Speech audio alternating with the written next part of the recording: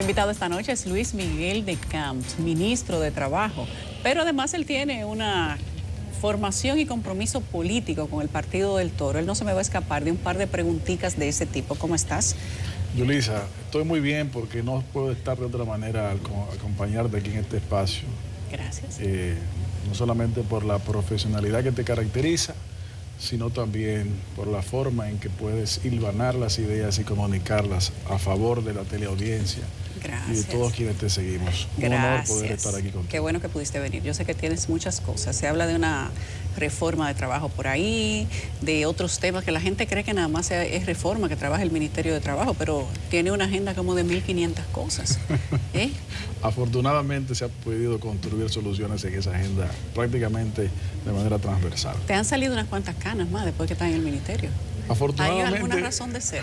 Bueno, dicen unos estudios que estuve leyendo ahí que el nivel de estrés aumenta la cantidad de canas. Okay. Lo importante es que podemos salir cuando está lloviendo sin problema. Hay gente que no. ¿Tú te pondrías un tinte alguna vez? Yo tengo resistencia a eso, pero sí. Depende de quién venga la sugerencia. Es verdad. Tienes toda la razón. Gracias. ¿Cómo les fue en la campaña? Vi que ustedes sacaron candidatos. Sí, claro. Lo importante que yo quisiera destacar en el término político electoral es significar cómo se desarrolló esta campaña electoral. No hubo enfrentamientos de violencia profunda. La cantidad de incidentes en la campaña fueron los menores probablemente de lo que la memoria histórica recoge de nuestro país. No puede decirse que no hubo absolutamente nada porque siempre hay cualquier incidente, pero la verdad es que el nivel de incidencia fue el mínimo. Bueno, pero no hubo muertos.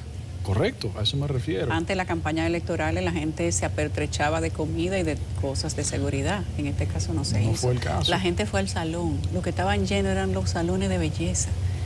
Ahí uno puede decir, hemos avanzado.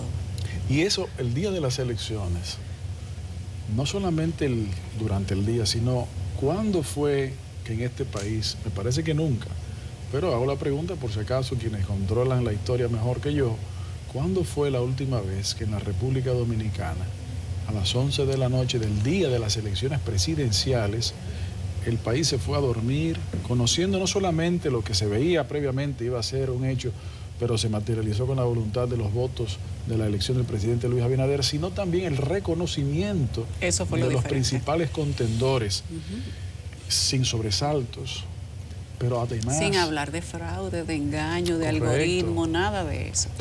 Correcto. Realmente fue un avance. Y por eso que yo quiero destacar, porque no podemos dejar que cosas tan importantes y tan trascendentes como esas pasen por debajo de la puerta como si eso no tiene significancia, y probablemente sea lo más importante. El hecho de que se produjo esa decisión, ese reconocimiento de esa decisión del pueblo y las intervenciones de los candidatos, todos, incluyendo el electo, ante el país, se respira tranquilidad. Y hay que reconocer, obviamente, la Junta Central Electoral hizo una gran labor sin tener que estar haciendo declaraciones como en otras oportunidades. Otras juntas lo hacían de manera prácticamente diaria, sino también nosotros sostenemos que parte importante de eso proviene del hecho de que la confianza y la insistencia en el fortalecimiento de las instituciones democráticas que el gobierno del presidente Abinader ha insistido es fundamental, porque ciertamente no hubo intromisión de los actores gubernamentales en el proceso de organizaciones electorales, cada quien haciendo su rol. Y yo creo que de eso es que se trata, y me parece a mí que en buena medida por eso es que el país decidió premiar con la responsabilidad de la primera magistratura de la nación al presidente Luis Abinader, porque vio que en los 2 años y medio, digo 2 años y medio porque 1 año y medio de los 4 fue en pandemia, se pudo atender, pero en esencia los 4 años se pudo atender con responsabilidad.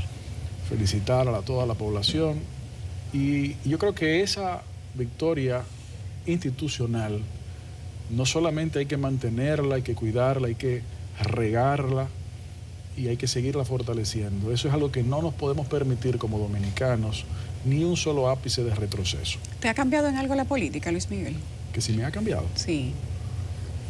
Tú naciste en una familia política, hablar del PRD, mencionar a Atoy de Camps. Y hablar a Atoy de Camps es ver en él a todos sus hijos y la trayectoria que han tenido cada uno.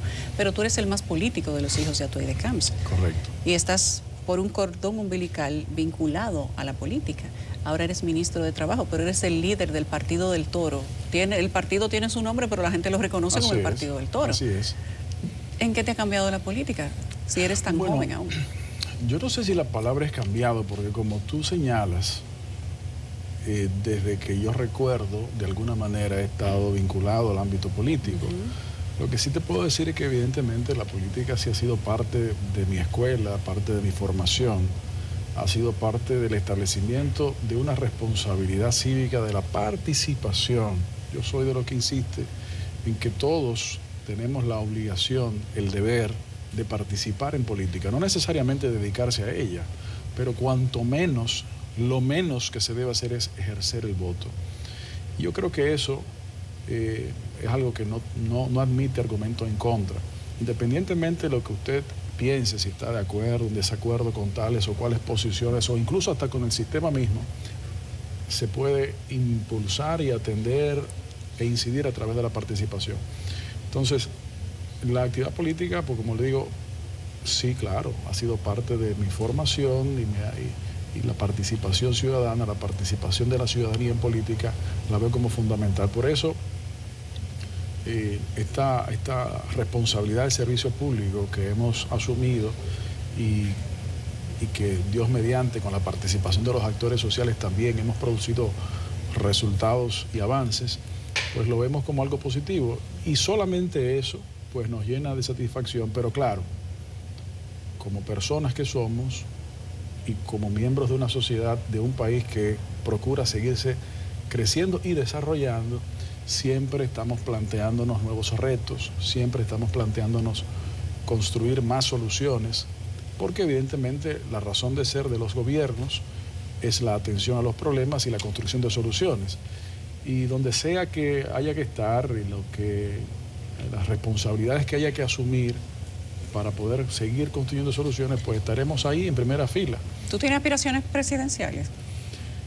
Yo creo que este es el momento. Político, uno de los profesores nuestros en política, aparte de nuestro padre, el comandante Rafael Gamundi Cordero, don Rafa, hace muchos años nos decía: político que no aspira, político que no se le puede confiar, porque o no sabe lo que está haciendo o no es sincero.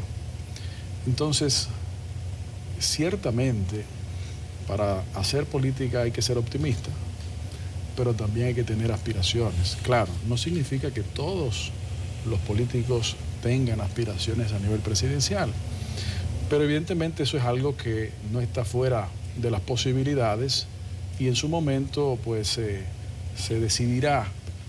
Eso se entrará en un proceso de revisión, de consulta. Pero en ese proceso de revisión y de consulta, con miras al 2028, donde se va a buscar, y lo dejaron claro las elecciones de 2024, que se va a buscar una figura joven, una gente que conecte con la generación actual, primer voto, segundo voto, pero también que le dé confianza a las generaciones anteriores de que tiene la capacidad y la energía de llevar el país por un buen camino hacia adelante. ¿Tú te inscribirías para presentar propuestas internas, al menos dentro de tu partido, PRM, claro, para ser tomado en cuenta como una posibilidad? Bueno, como te decía, un proceso de consulta se debe llevar a cabo. Y a propósito de eso, yo te pregunto a ti, ¿qué tú me recomiendas a propósito de esa consulta? Bueno, eso es una información que a mí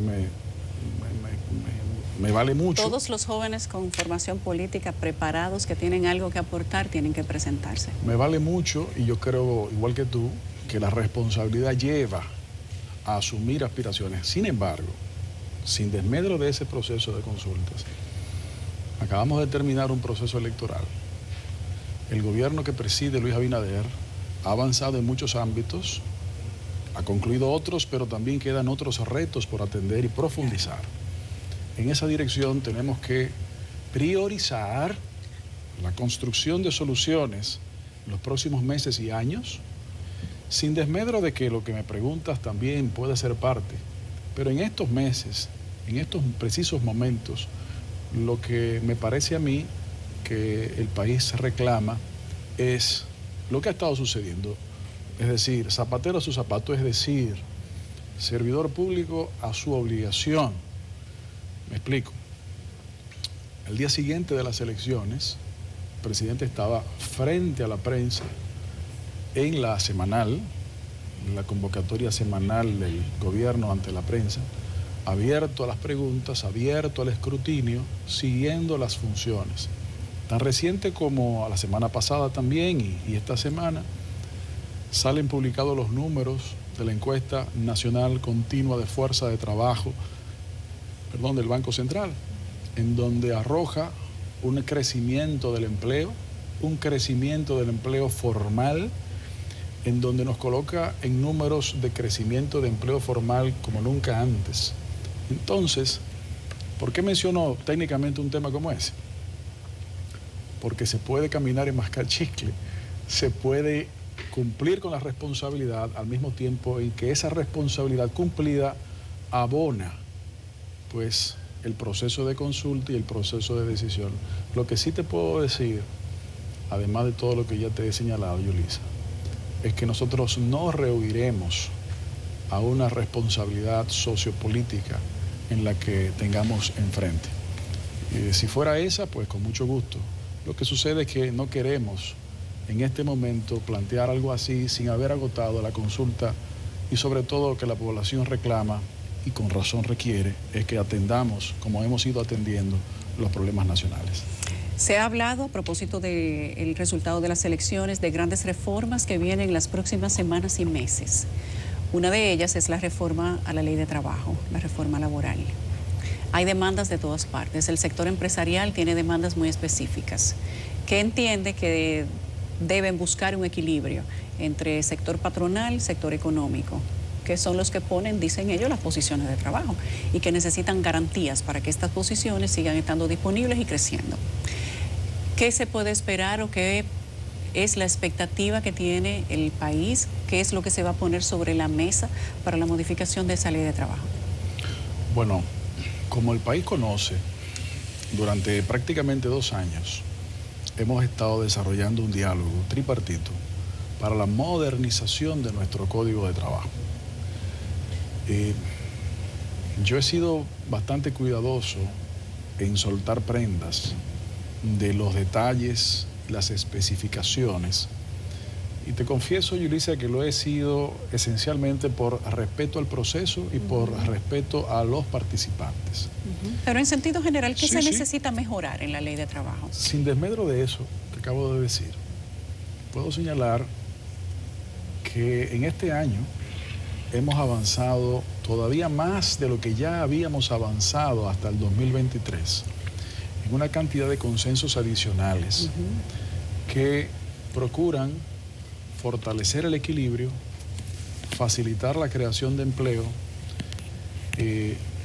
obviamente respetando todos los derechos de los trabajadores y de los empleadores.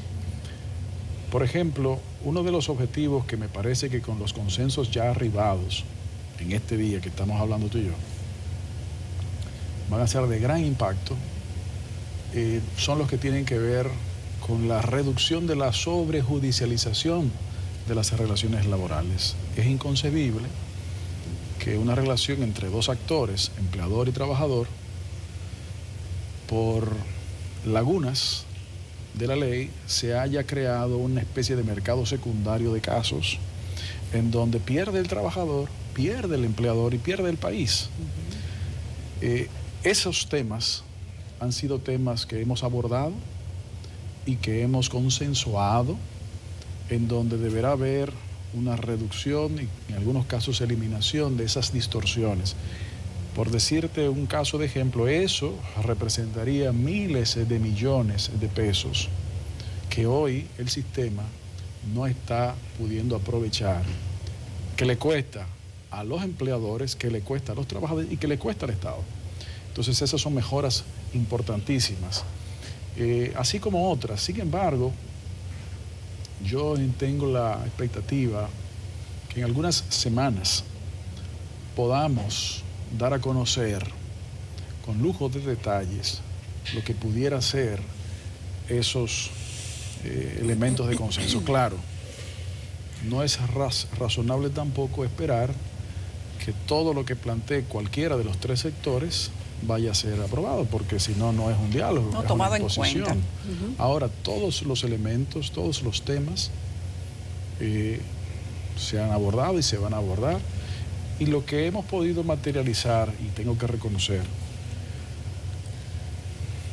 la madurez, la conducta a la altura de los sectores trabajador y empleador ha sido fundamental.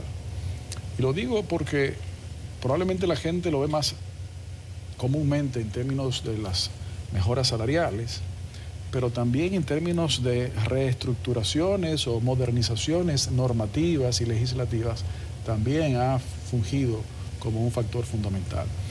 El gobierno, que formalmente comienza en agosto de 2024, pero que en esencia deberá ser un espacio de finalizar una serie de transformaciones que ya se iniciaron, tenemos que aprovechar el tiempo y tenemos que concluir algunos procesos que ya se encuentran maduros. Y entendemos, repito, que probablemente en algunas semanas con los actores del tripartismo vamos a tener la capacidad de entrar en todos los detalles. Este tema del nuevo programa decente para la República Dominicana con la OIT, algunas personas lo han mencionado, sin embargo no se ha dado tantos detalles. ¿Puedes decirnos de forma sintetizada de qué se trata?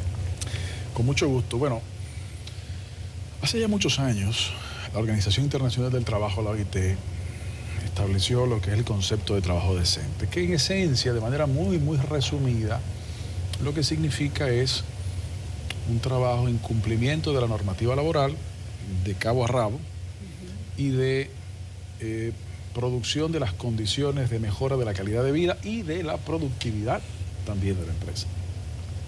Entendiendo que una cosa y la otra no son contrarias, que una cosa y la otra se pueden complementar para producir ambos resultados. Entonces, hace algunos años, con la OIT se había hecho un piloto de trabajo decente en 10 provincias priorizadas en un momento determinado.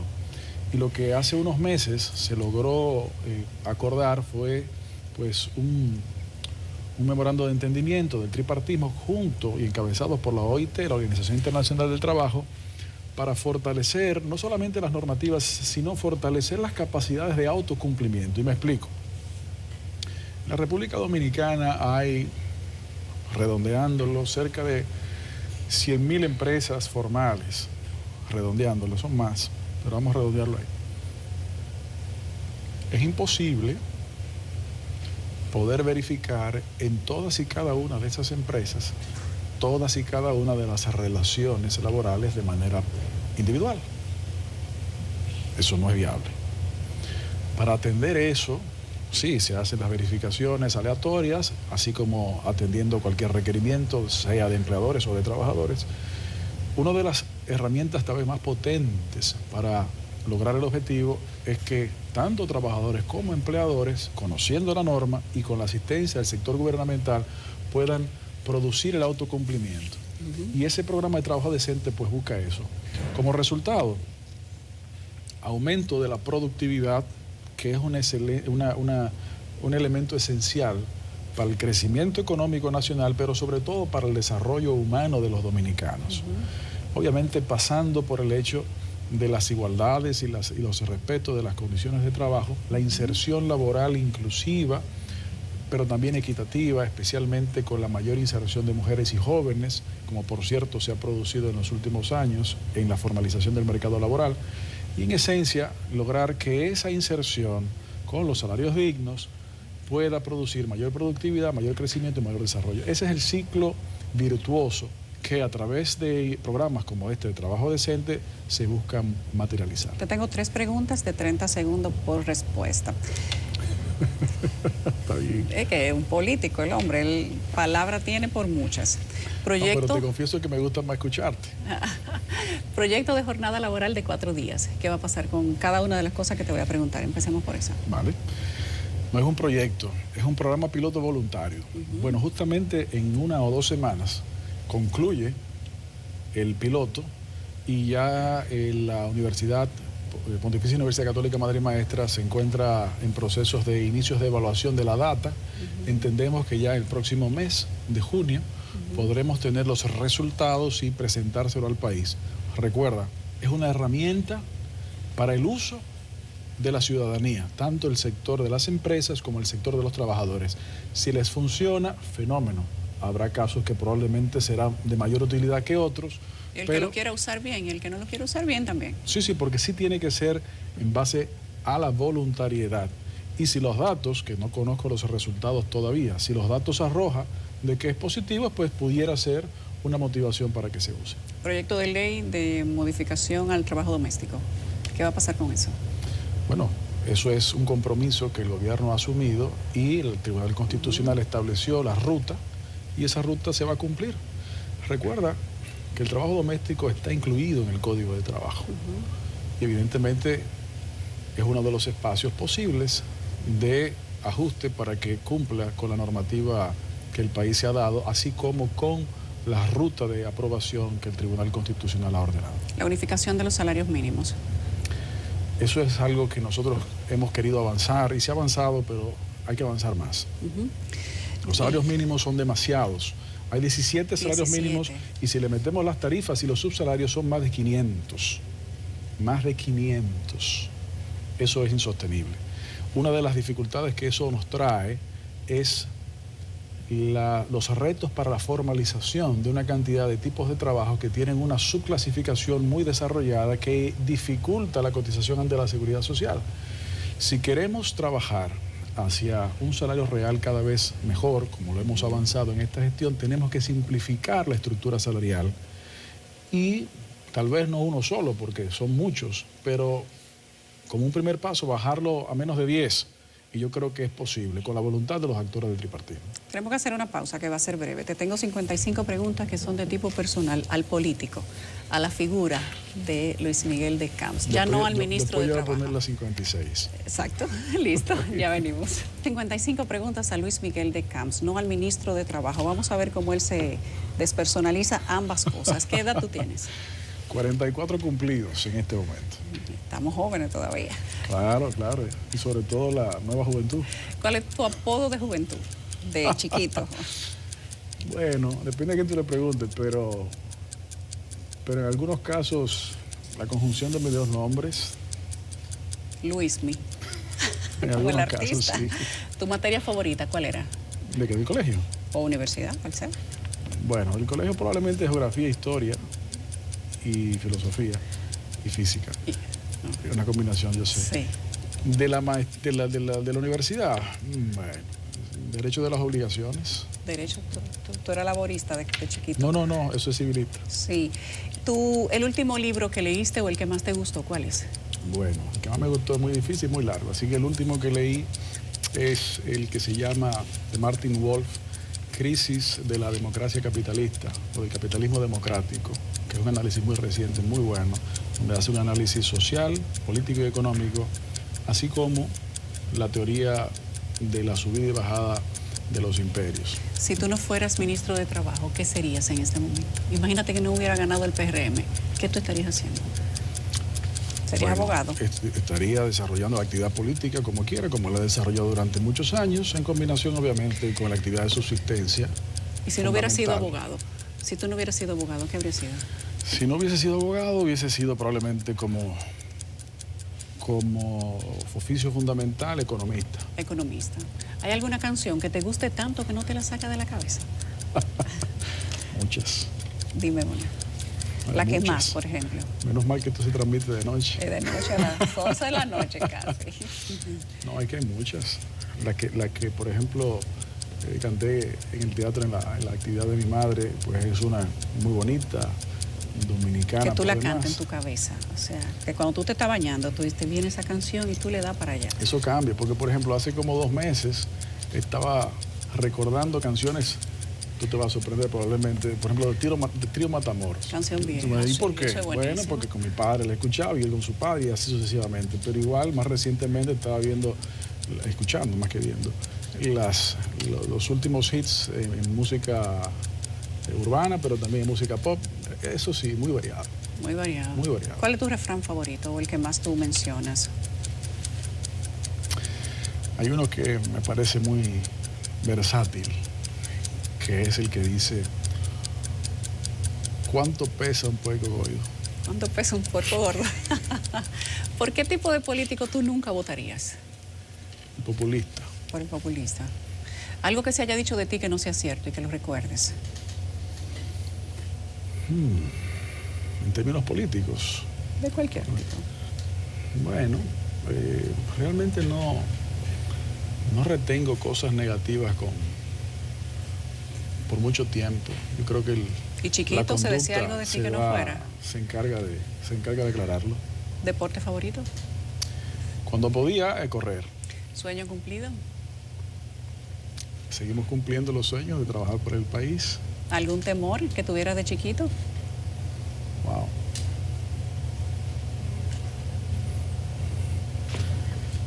Bueno, no tener la capacidad de atreverme. ¿Tu comida casera favorita o lo que le dicen comfort food, cuál es?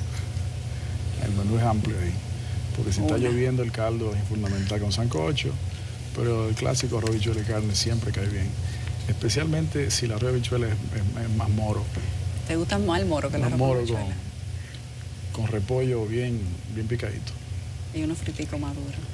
De postre, sí. ¿Tu canción de amargue cuál es? Yo voy a hacer una colección de esta entrevista. Está bien. Hay una que se llama, de amargue, wow. Hay una que se llama Yo sé que te amaré. Sé que te amaré, sí, yo sé cuál es. ¿Tú sabes cuál es? Sí. ¿Cómo dice? Sé que te amaré, sé que te amaré. Sí, yo sé cuál es, que tú y yo tenemos la misma edad, recuerda. No, yo soy más joven que tú. Perdón, tú eres No. más joven que yo. No, Yo soy más viejo que tú. 3 meses. Son 3 años, yo creo que son 3 años. Está bien, qué caballero. Si tuviera que ir a terapia alguna vez, ¿por qué sería? Que tú sepas, y que tú, hay veces que uno dice, yo voy a tener en algún momento, eso me va a llevar a terapia. Bueno, probablemente si actuamos en contra de nuestra conciencia, eso establecería un estadio de imposibilidad. La cualidad que mejor te define, ¿cuál es? ¿Cualidad positiva o cualidad negativa? Cualquiera de las. Bueno, La que tú te resaltes a ti mismo. Tú dices, yo soy tal cosa. me gusta pensar que tenemos la capacidad de tratar de entender, ponerme los zapatos del otro, no solamente como empatía, sino también para entender las motivaciones y tratar de construir en base a esos puntos de vista. ¿Cuál es la cualidad que tiene otra persona que más te atrae en cualquier ámbito? Decisión, La decisión. Sí. ¿A primera vista te gusta una gente con decisión? sí, claro. Sí. Sí, claro que sí. No sé cómo se valoraría eso, pero... Claro, hay decisiones correctas e incorrectas, pero probablemente la indecisión sea la más incorrecta de las decisiones. ¿Cuál es el contacto más famoso que tú tienes en el celular? Local o internacional, cualquiera. Bueno, presidente de la República Dominicana en este momento, Luis Abinader, probablemente sea uno de los más famosos en este país. Vamos a dejarlo ahí. Hay gente que tiene admiración o apego por figuras de la televisión o de la música o del teatro, del arte. Son personas que no están contigo, pero le dicen crush. Ajá. No tiene que ser gente que tú conozcas. ¿Cuál Ok. es tu crush? Bueno, por ejemplo, en el ámbito cinematográfico, hay una cantidad, depende de la época, claro. Sí. Depende de la época. Tú tienes una época noventera, tú tienes a Nicole Kidman, Era de mucha gente. Claro. El crush de mucha gente. Tú tienes más recientemente, por ejemplo, a Emma Stone, que es muy simpática y buena actriz también. Hay un prontuario. Cuando tú la ves, tú dices, ese es mi crush. Dependiendo del momento. Podría ser. Pudiera ser. ¿Tú tienes alguna maña? Seguramente tengo varias, pero ahora mismo no identifico ninguna. No identifica ninguna. Pero acepto que seguramente tengo varias. Si tú pudieras llamar a Luis Miguel adolescente y decirle para que hiciera algo que tú quisieras que cambiara, o tú tuvieras que darle un consejo, ¿qué tú le dirías? Cuando vaya donde Yolisa, tenga cuidado porque es un poco abusadora con preguntas tan importantes y profundas, a responderla de manera rápida.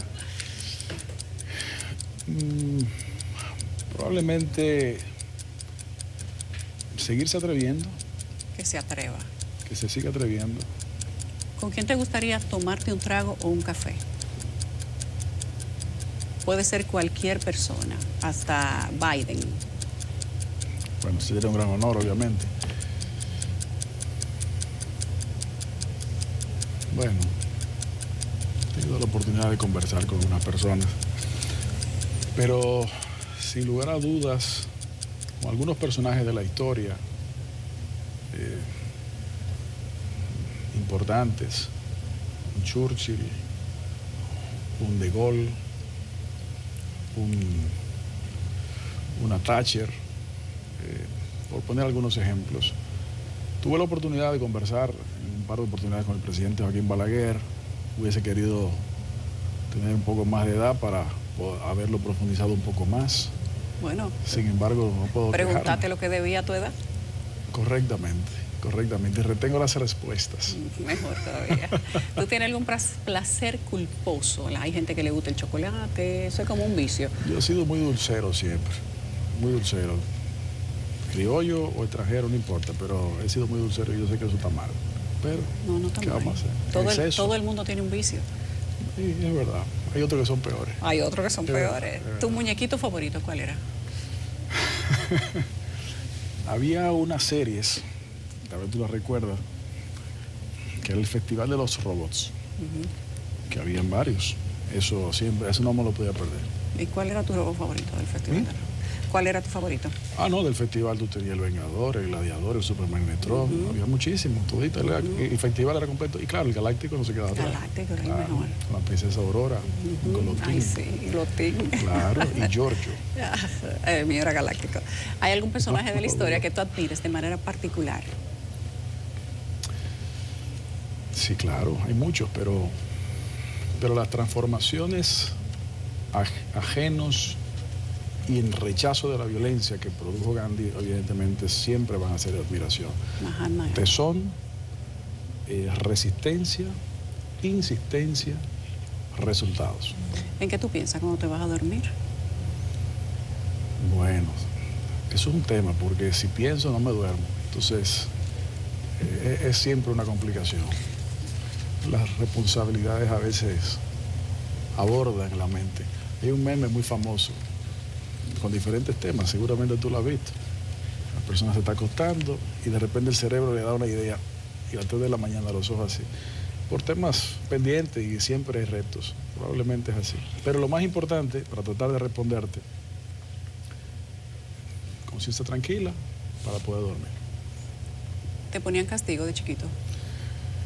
Sí, pero ¿Tú eras traviesito? yo no era tan traviesito, la verdad. Mi hermano sí, yo era el más pequeño. A tu hijito era traviesito. Sí, Se le nota. sí.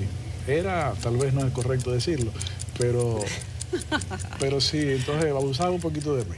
Sí, porque Sí. era grande. Y a esa edad de 2 años es mucho, tú sabes. Un Claro. muchachito chiquito de 2 años. ¿Y el castigo que más te ponían, cuál era? No, nunca hubo realmente temas de golpe ni nada, sino...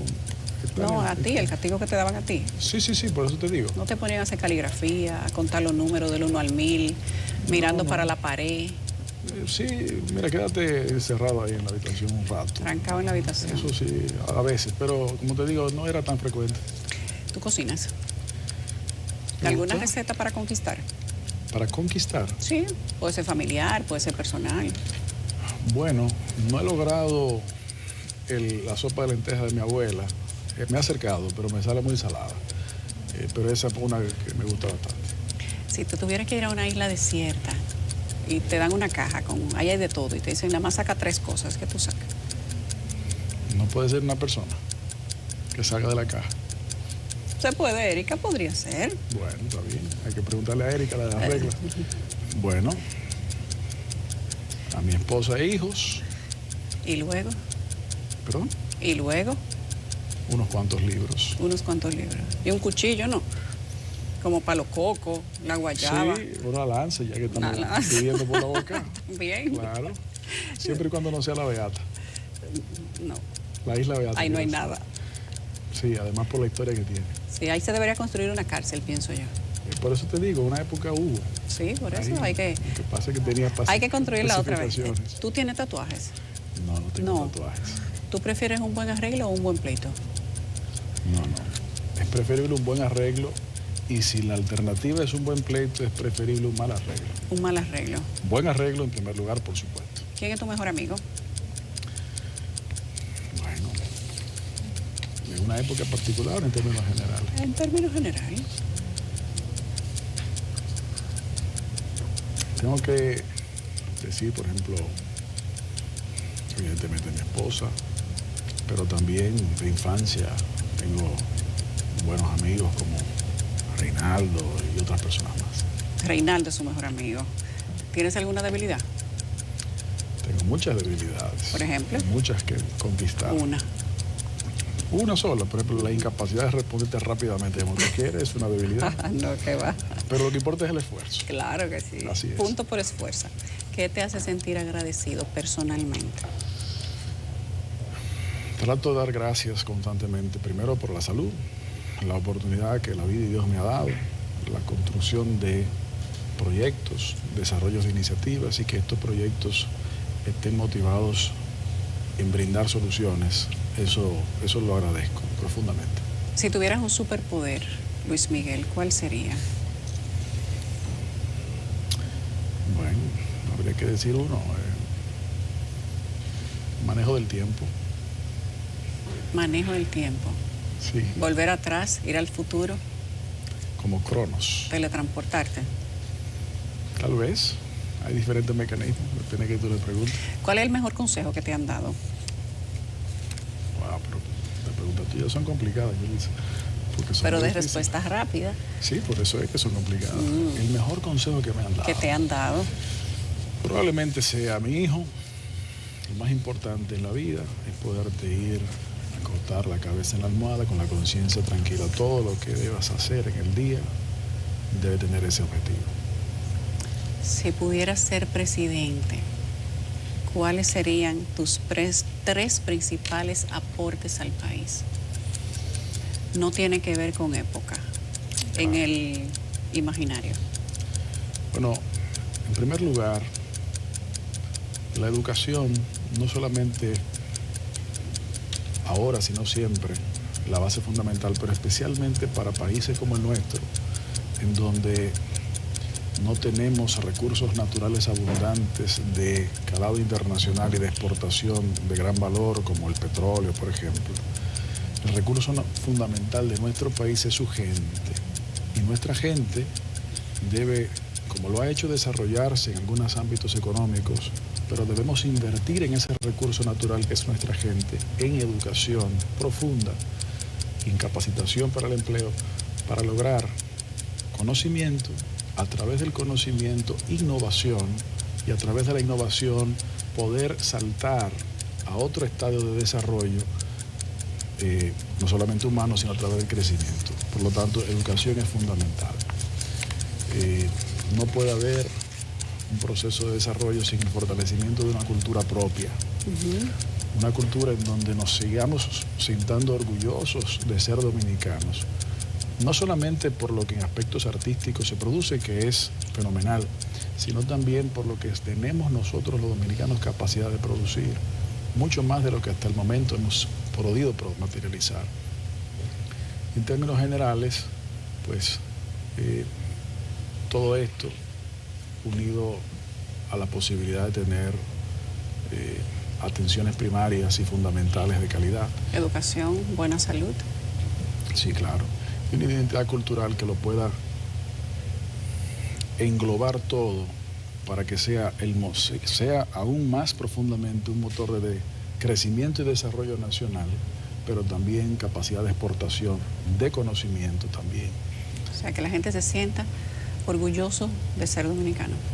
Por supuesto, más orgulloso de lo que nos sentimos también por otros aspectos. Muy bien, ¿lo lograste? ¿Lo logramos? Sí. Muchas gracias. Luis Miguel de Camps, ministro de Trabajo. Ya